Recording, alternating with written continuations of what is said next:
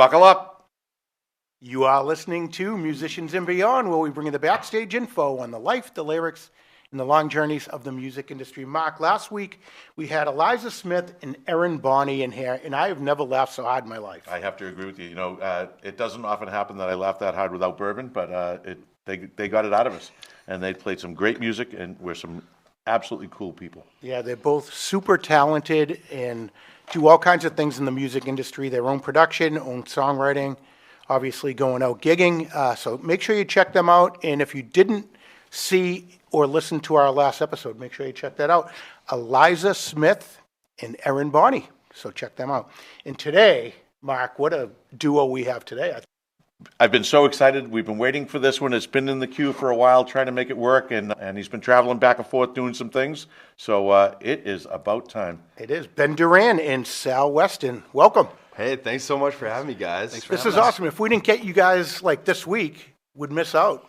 Unless, I know. Like, what's going on? I know, yeah. As of Friday of next week, I'm packing up my wife, my 9-month-old, and my dog Stogie to move down to Nashville for 3 months. So I really appreciate you guys fitting me in and getting me into the studio. This is an incredible spot. What a ballsy move that is, just to pack up your family and a newborn baby and go for it. Yeah. I don't know what the heck I'm doing. How does Stogie feel about it?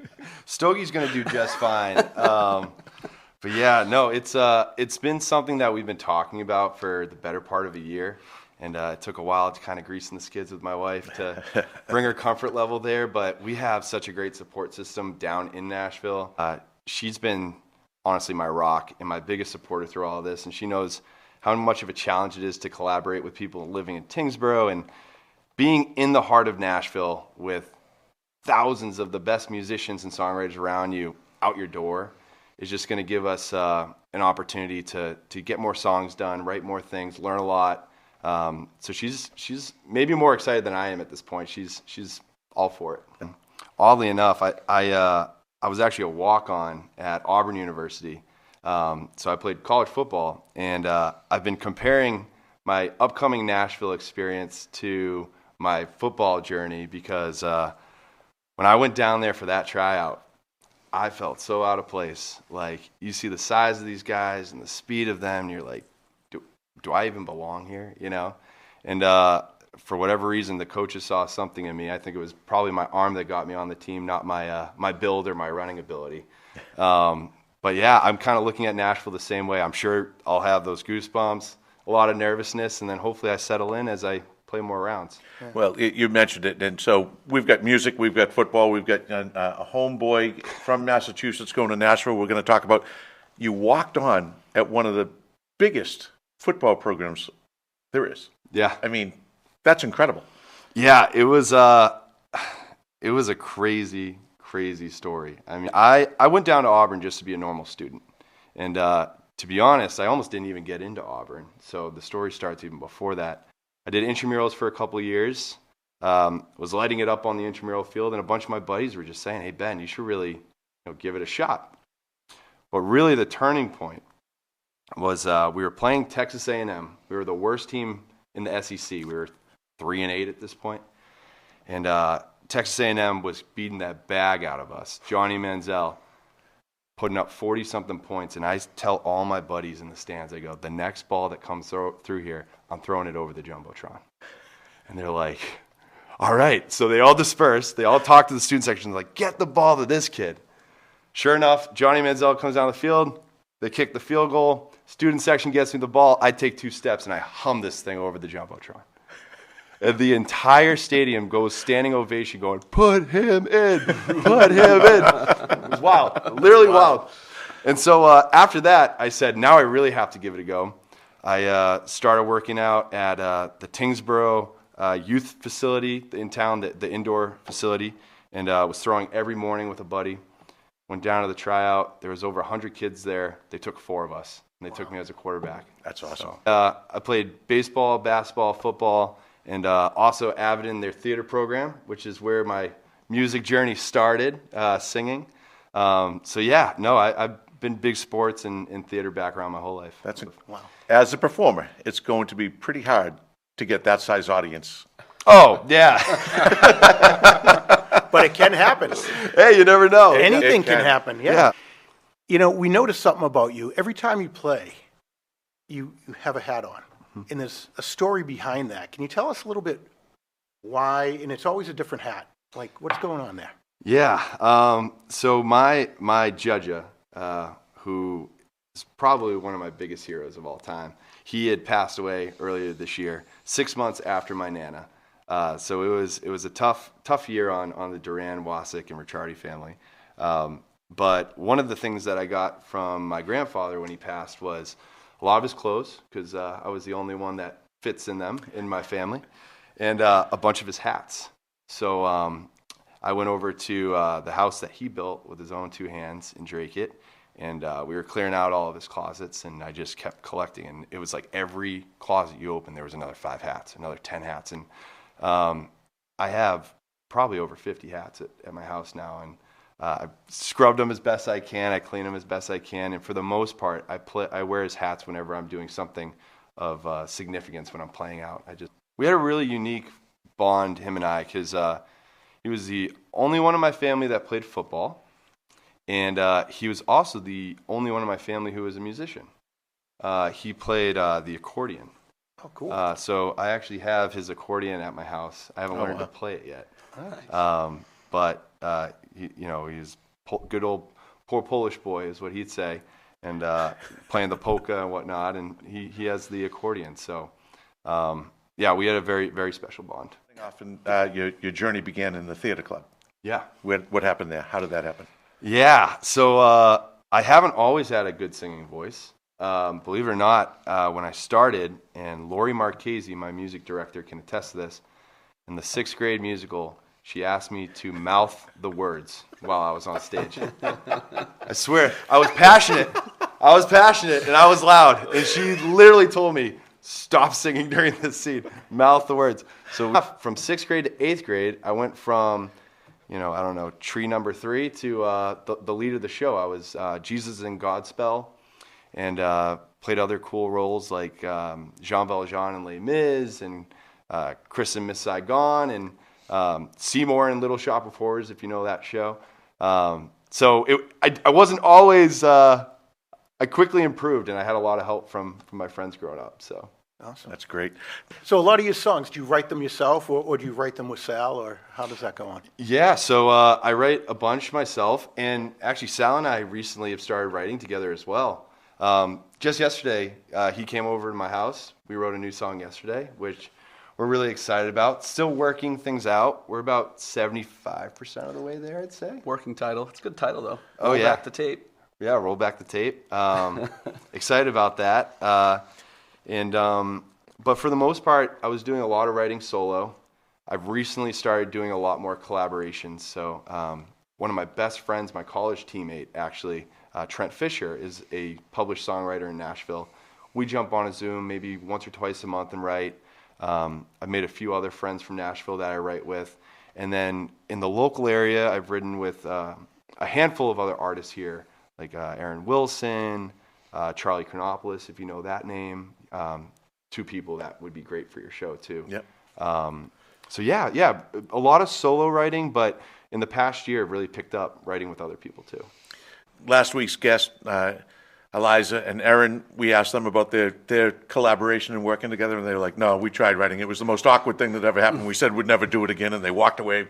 They still performed together, but never collaborating on songs. Where did you guys meet, and how long have you been playing together? Yeah, so oddly enough, in our lives outside of music, we both work at the same company in Boston. And Sal was the one that had interviewed me when I was coming, and we soon later found out that we were both musicians. Oh, that's pretty So at a company happy hour, we were talking, hey, we should get together sometime and jam. And since then, it's... A lot in common. Both athletes, college athletes, both musicians, and yeah, kind of just hit it off. Yeah. You made me think of something else now. You're writing your own songs. You've come up with some pretty catchy titles that we've heard, and we've heard the songs. One thing I noticed, though, is that you haven't burned a lot of bridges as you've gone along. You've kept your friends from high school. You've kept your friends from college, workmates, now musicians. So where did you come up with the song Bridges I Burned if you haven't really burned them? What a segue that is. Wow. What a segue. Right? I told you, he's the number one segue guy. You're really good. That's great. Why don't we That was pretty good. Why don't we go in and can you guys play us Bridges I Burned? And 1, 2.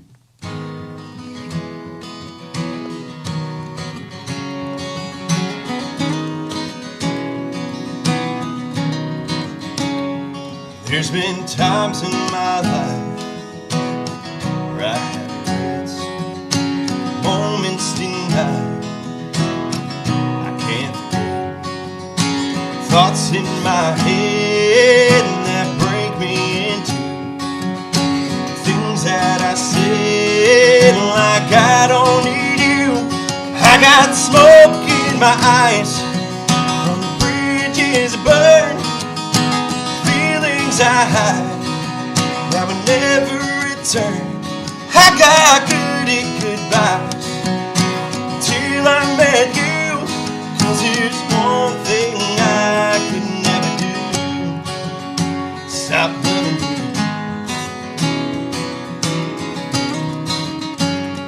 You gave me chances to change, I didn't listen, continued my ways, kept distant. Most wouldn't say as long as you did. Every mistake I made, you always forgive. I got smoke in my eyes from the bridges burned, feelings I had that would never return. I got goodbyes till I met you. 'Cause there's one thing I could never do: stop loving you.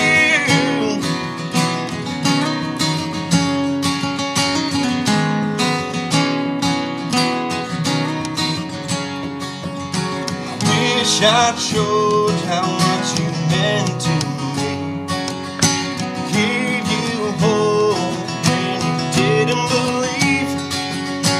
Now I'm stuck here wishing you could see that I'm not over you, never be. 'Cause I got tears in my eyes from the lessons I learned. I realize why you never returned. You gave us your best try, something I didn't do. Now you've gone and found somebody new, and I'm missing you.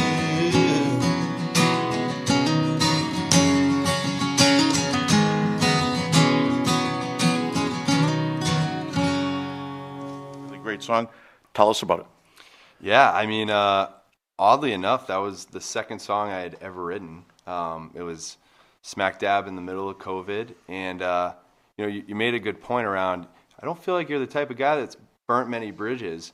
That song, I made it about a relationship, but it was actually referring to a personal family relationship of someone that I had temporarily kind of cut out of my life, and it was a really tough decision. And then mending that back together has been a process that we've been working on over the last few years. And so the bridges I burned, smoke in my eyes from the bridges I burned, feelings I have, it was all aligned to that relationship. And I just spun it into a love song. So.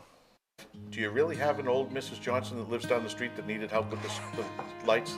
I had a feeling you were going to ask about that. My wife actually was like, should I be worried about a Mrs. Johnson who's watching you come down from the ladder? So actually, that was a song that I wrote with my buddy Trent Fisher. And that was just a song that we wrote from kind of a made-up story around like a Hallmark movie theme. So his publisher had reached out and said, hey, we're looking for Christmas songs. And we had this Christmas title idea called Where Are You Spending Christmas? And so we wrote a made-up story, like a Hallmark movie, around what that would look like. And, sad to say it's not a true story. Also happy to say it's not a true story because you might not know this, but my wife and I were actually high school sweethearts. Oh, no. Really? Wow. Yeah, so we've been together over 15 years, going on 16 years. Wow. From Tingsboro High. Yeah, That's awesome. That's great. Good for you guys. Now, I think not knowing that story, I tagged you in an Instagram post and the song in an Instagram post to a guy who actually produces and directs and writes Hallmark shows. And I said, you might want to find this in one of your... No way. I appreciate it. Well, it was funny because we finished the song, and I didn't have any studio time booked until late November. I'm like, this is cutting it really close to be turning around a Christmas song. And I said, you know what? For the heck of it, I'm just going to put it out. I didn't get the chance to really promote it like I wanted to. I didn't get the chance to try and give it some runway, which you need for the algorithms nowadays on Spotify. But I said, you know what? This is a good song. I'm proud of it. If it can be a part of people's holidays this year, that's super cool. And maybe next year we'll try and do more of like the placement, sync pitching type stuff. John Stimson, if you're watching, this guy can do the score for your shows. He actually did Cape Cod Christmas and a couple others on the Hallmark show. So if you get a chance, check that out. Now, let's talk about Sal. Well, so I started playing music.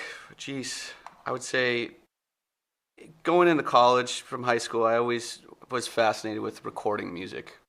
So in my room, I was always kind of messing around with mics, and I was a self-taught musician. And, you know, I used to create songs and invite my friends up, and, you know, we used to listen to the songs I created and, you know, have a lot of fun, and sometimes we'd collaborate on them. And I ended up going to UMass and playing hockey down there, and, you know, I had my little recording studio and a little setup in my dorm, and it was funny because I would have like rappers over, and I'd have some of the guys over, and we'd make music. And so it was always like started from recording and production, and, you know, it kind of, then it got in, I started going into a band, so I started playing in a band. That was a pretty decent band in Boston. We used to play like the Mideast and church when it was around and all that. And then from there, it's kind of been a resurgence of music, right? It died down a little bit and after college, and I started focusing on my career, and then I something was missing and started to pick it back up again as a singer-songwriter type of musician. I was never a front man. I was always a guitarist, but then I started singing and writing songs, and dropped an album about 2 years ago. And it was called Miraculous Weekend, because a lot of the songs were recorded on the weekend because that was the full-time job. So, yeah. Where can people find you and your music? Instagram, Facebook, YouTube? Yeah, Sal Weston on Spotify, and at Sal Weston Music on Instagram. He's so talented. I mean, he plays every instrument himself. Bass, piano, lead guitar, electric guitar. It's pretty impressive just watching him cook. So, yeah. That's pretty cool. Appreciate you playing with me today. Yeah. We appreciate you playing with them today, too. Yeah. So tell us a little bit about, you're going down to Nashville, and you have a bunch of songs, and you have a strategy. You had mentioned earlier that you're not putting the songs out. Why is that? Tell us. Yeah.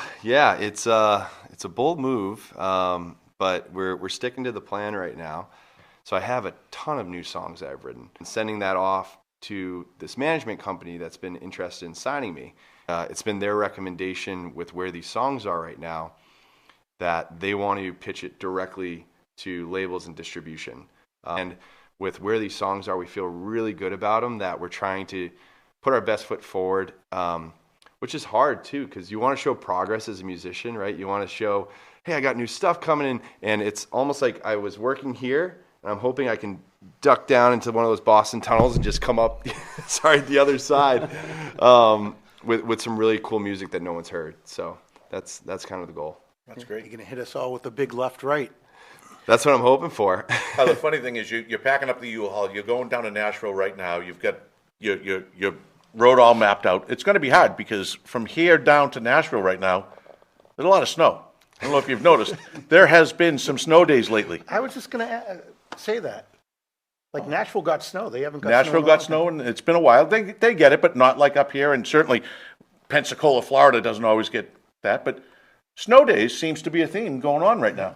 Does? Well, if I'm correct, you guys wrote a song called Snow Days. Let's hear it and see what you got. I did with my good friend John Griffin. I'll play for you now. All right. This is Snow Days with Ben Durand. 1, 2.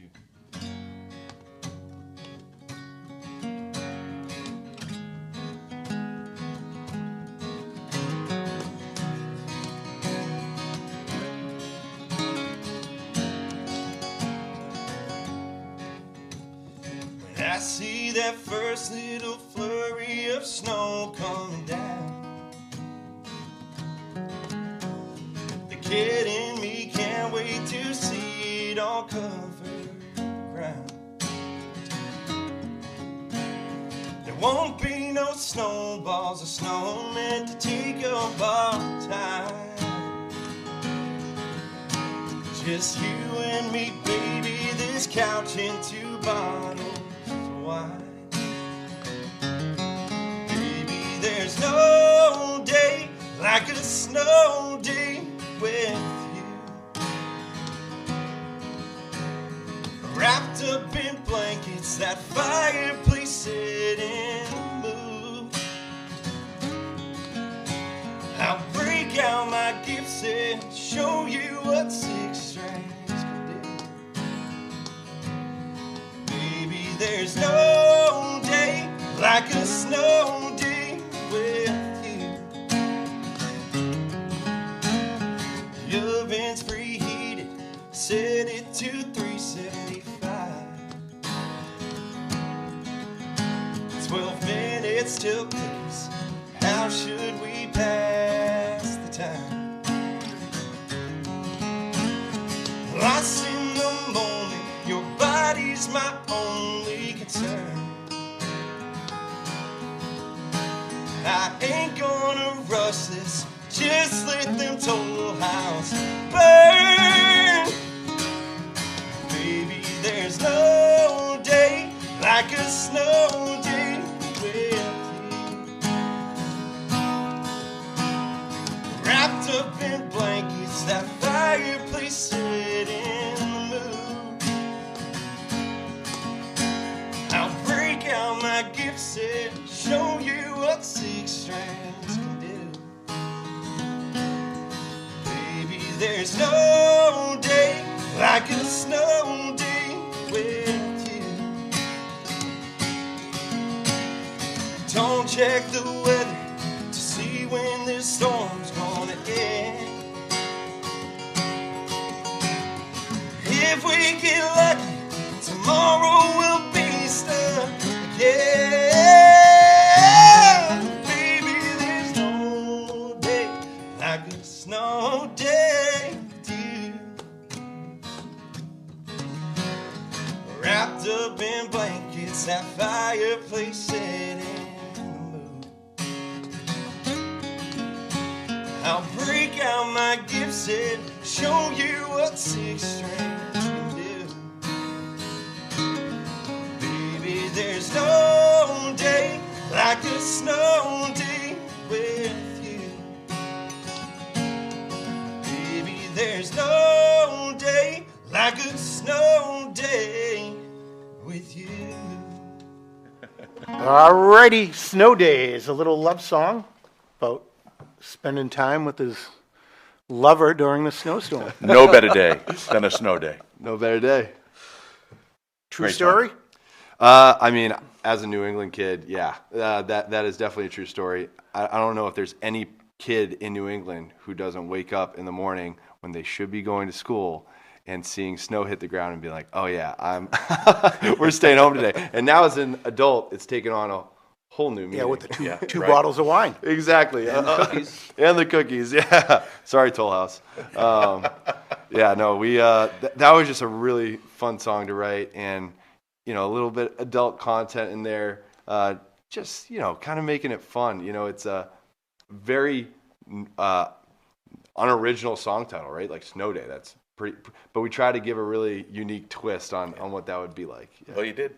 So, do you have any shows lined up in Nashville? Are you right now solely focused on writing new music and creating collaborations and getting to know people? Yeah, a lot of it's more so putting myself down there to be open to opportunities as they come. So I was really intentional with not trying to fill my schedule with too many things. That being said, I do know of a couple spots I'll be playing at. There's a freak show that is ran at the local in Nashville that I'll be playing at a couple times while I'm down there. And based on the conversations I've had with my friends who are already playing writers' rounds in Nashville, they've felt really confident that they can get me in to fill some slots for shows that they play at. So Pretty exciting. Oh yeah, no, it's going to be great. I can't wait to, whether I'm playing on Broadway or something off Broadway, it's going to be a great experience. So it's interesting. A lot of the guys that go down there, guys and girls and musicians that head down there, they're going down there to gig to make a living and get through the days and try and find a way to support themselves as they get acclimated.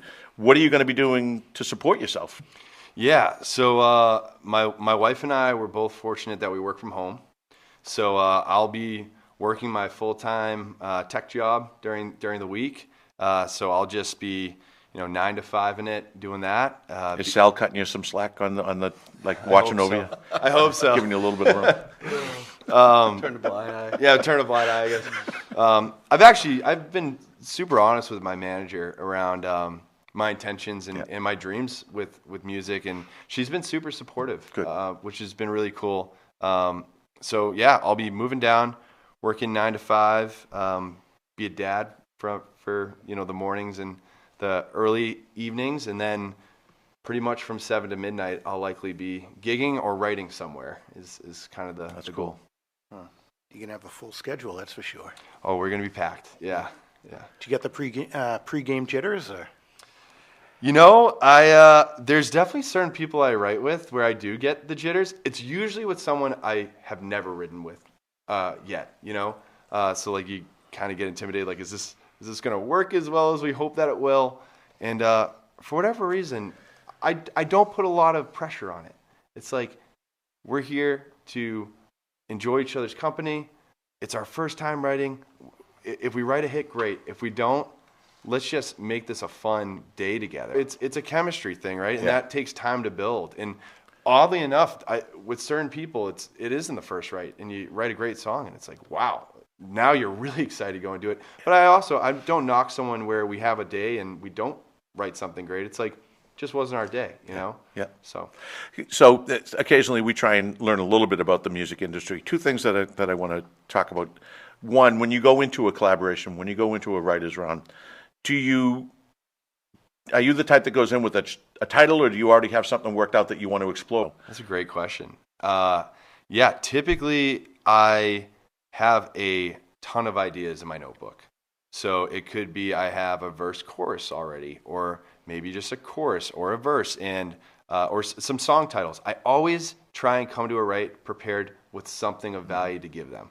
I think that's maybe one of the more frustrating things of a collaboration is showing up with someone that has like nothing prepared, or just showing up and even if I don't like any of their ideas, the fact that they came with an idea shows that they did put some care towards the write. The things I want to ask about, we talked about Steven Wilson and how he tunes his guitar differently. I didn't know there was a different way to tune a guitar and get a different sound like that. When you walked in, you talked about, you and Sal talking about how you were going to go about it, and there was a talk about stepping down. Yeah. Tell me about that. What's that? Yeah, so I mean, on guitar, a lot of folks will play in standard tuning, but I always play a half step down. It just seems to fit my voice a little bit easier. I kind of have a lower baritone voice, so it fits well. But then there's all these other string configurations where you can really get funky with your tunings. So I play in dadgad quite a bit, where it's more open tuning, and there's just really beautiful sounds that you can make. And that was an influence from Steven Wilson Jr. for sure, as well as my buddy Charlie Chronopoulos, where he said you should really experiment. It also helps you unlock new song ideas. Okay. So yeah, a little bit interesting. Where do you want to be in like 5 and then 10 years? Great question. 5 years from now, goal would be to be touring and playing around the country in different zip codes and having people that are excited to pull up to my shows. 10 years, I would love to be doing an arena tour of some sort. I mean, something I've realized about dreams is if they're not getting laughed at, or if they're not big enough, you're probably not aiming high enough. Mm-hmm. A dream in its definition is like something that you're reaching for. Yeah. So I'm setting it as high as I possibly can, and if I fall somewhere in the middle, or even anywhere on that path there, at least I shot for it as high as I could. Yeah. Transparently, one of my biggest regrets is I didn't feel like I set the bar high enough for what I wanted to accomplish in football. I said, my goal was to make the Auburn football team. What I should have done is said, I'm going to try and be an NFL quarterback. And, I think when you kind of try and 10x your dream or 10x your goal, there's a way higher likelihood that you're going to get to a level that you would have never even thought you could. So yeah, that's the dream. And yeah. Let me ask you this: when you went home and said, "Okay, we're about to go to Nashville. We're going to pack up everything. We're going to take the baby." Did you walk in and say, "Hey, lady, we got to talk"? Oh, boy. All right, we'll do the tuning for this one. This one's a tricky one. The song is called Hey Lady, and this will be one of the new songs I put out this year, so I'm excited about it. 1, 2.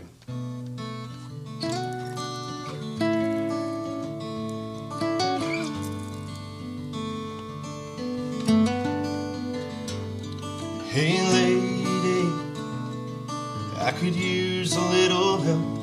I've been fighting with the bottle, and I'm a danger to myself. Hey lady, I can't do this on my own. Made a promise to my little girl, and daddy's gotta come on home. Hey lady, heard you help get people clean. Hey lady, could you do the same for me? 'Cause I haven't always been this way. I can't remember what made 1 to 2 become 4 to 5. Sneaking shots in the car and I swear I wanna change, but wanting it ain't enough these days. I split a rock in 2 at the bottom.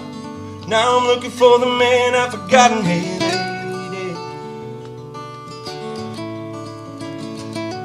hey lady,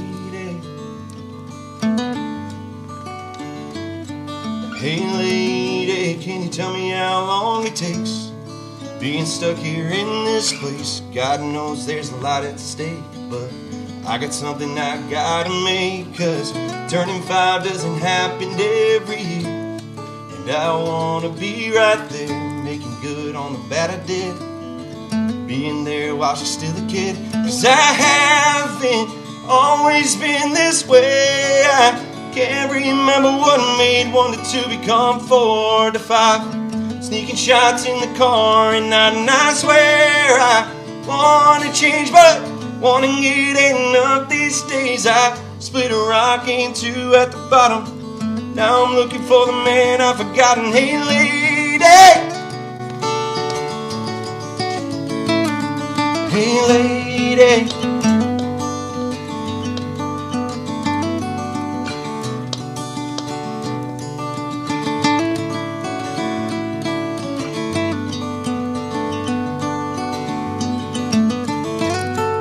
hey lady, I could use a little help. I've been fighting with the bottle, and I'm a danger to myself. Hey, lady. Deep, deep meaning to that. Yeah, that song was a tough one to write. I had it's tough because my friends, we all know each other, so I don't know how much I can share, but essentially there's a friend of ours that has been going through a really rough time with alcohol, and it kind of came out of nowhere. They have always been a social drinker, and they've always been a life of the party, and none of us have ever seen it as a problem. And then all of a sudden it just took a turn, and he was starting to really cope, and he was dealing with so much stress that it was pouring into other parts of his life to a point where he had to check himself into a rehab. And so that song was entirely inspired around his story, what he was dealing with. He's got a few kids. It's been a lot on their family, and so that entire song was inspired by that experience and me just kind of internalizing it, and I wanted to write about it. So, And did you bring that song to him and say, this is about you? admittedly, I posted it on social media, and it kind of got a crazy response. is probably one of the most played videos that I've had out, as far as it getting shared and views. I would be shocked if he didn't see it. It's an uncomfortable thing where I didn't want him knowing that I wrote it about him directly. I kind of made it more broad. But I probably should reach out to him at some point to do that. I mean, even myself, like I've did a lot of partying in Auburn, did a lot of partying throughout my 20s. Having a baby this year really put a lot of things back into focus for me. And cutting back was one of those things that I really wanted to be intentional about too, especially with trying to do what I'm trying to accomplish. You know, if you're setting your dream here and none of your actions are aligned with that, then it's probably a really unrealistic way of doing it. So cut out a lot of the cigars. Still drank, but been a little bit more responsible about it. And it's definitely made things a lot easier for me this year. How old is the baby now? We're going on 9 months. Oh yeah, you're going to drink a lot more. Your life has changed. Yeah, that's you get a long road ahead. Yeah. Well, those 2 a.m. wake ups that I'm still in the middle of, and even like this morning, she started crying at 3:30, and I go and give her a bottle. I put her back, and she just starts standing on the crib, just bouncing like, I'm not ready to go back to sleep. I'm like, all right, just grab her. We have a cushion on the floor in her room right now that I just stroke her back till she falls asleep. And I woke up around 7:30 this morning with her literally in my arm on the side. So There's nothing like it, right? oh, it's literally the best. Yeah. Actually, something worth sharing. I didn't play the song for you guys today. Maybe we can play another time. It's a song called "Waiting on You" that I wrote, and that was a song that I wrote about my wife and I struggled with infertility. So Montana actually came as a miracle to us throughout the All three.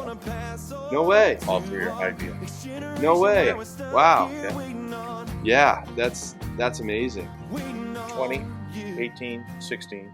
Oh, that's awesome. Yeah, it's hard to struggle through that alone. Yeah. That was the darkest time, I think, in my wife and I's 15 years together. Yeah. And we're just glad to be on the other side. Anyone that's going through that, they can always feel free to reach out to me. That's pretty awesome. Real musicians, real life. BenDurand.com and at Sal Weston Music on Instagram. Musicians and beyond, give us a follow. Thanks for being our friend, guys. Thank you guys. Thank you.